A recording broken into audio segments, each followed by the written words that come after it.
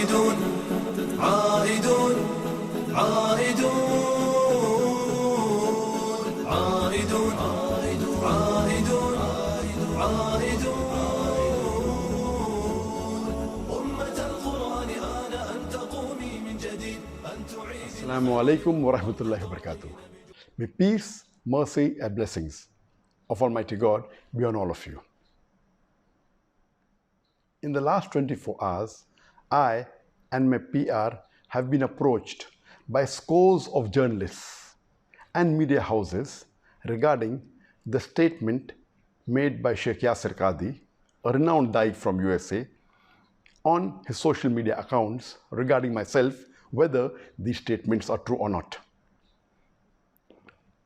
3.5 months before, the Indian officials, they approached me for a private meeting with a representative from the Indian government.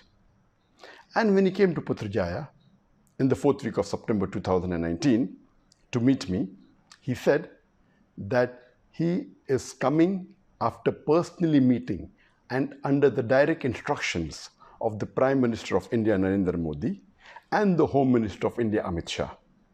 And he said that he wanted to remove the misconceptions and the miscommunication that is there between myself and the Indian government, and he wants to provide me a safe passage to India. I thought that imagine the same BJP government which hounded me for the last 3.5 years, the same person, the Prime Minister of India, Narendra Modi, who used my name no less than 9 times in a span of less than 2 minutes in his election speech in May 2019, now they are bartering with me for a safe passage? It's too straight to be true. And he said that he would like to use my connections to better the relationship between India and the other Muslim countries. And I said that as long as you do not ask me to do anything against the teachings of the glorious Quran, against the teachings of the Sahih Hadith, and secondly, I do not want any personal benefit. And lastly, as long as it benefits the Muslim Ummah, I have no problem in cooperating with you.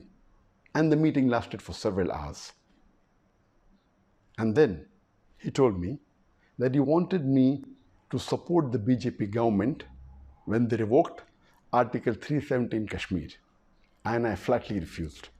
I said, according to me, revoking Article 370 in Kashmir is unconstitutional and it is taking away the rights of the people of Kashmir. I cannot support an act of injustice and neither can I betray the people of Kashmir. And when he realized that I will not support any act of injustice, he said that he has no problem even if I speak against any agencies of India, whether it be the NIA, whether it be the ED, whether it be the police, but I should not specifically speak against the BJP government and against Narendra Modi. And I told him that according to me, the NIA, the ED, they are not to blame. They are just following their political bosses and they're being forced to do what they're doing. And I'm not here to speak against any government. I'm a Da'i who's spreading the message of Islam. As long as they do not do injustice to the human beings and to Muslims, why should I speak against them? And lately, on the 17th of December 2019, I gave a press statement against CAA, the Citizen Amendment Act, and which was published in the media. When I heard statements, and I saw on the video statements of many Muslim leaders in India when they're openly and completely supporting the BJP government, when they revoked Article 370 in Kashmir,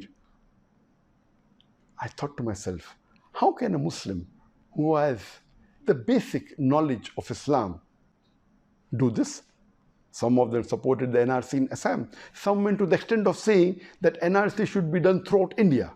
Now I realize that these Muslim leaders surely may have been blackmailed, may have been pressurized, may have been forced to support the unjust BJP government, otherwise face dire consequences.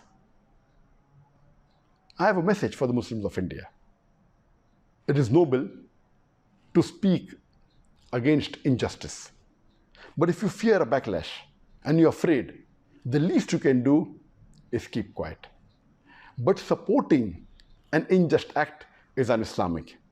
You are bartering your seat in Jannah for your security in dunya. Allah says in the glorious Quran, in Surah Az-Zumar, chapter number 39, verse number 36, is not Allah enough for His servant? But yet they frighten you with others besides Him. وآخر الدعوانا الحمد لله رب العالمين. عائدون عائدون عائدون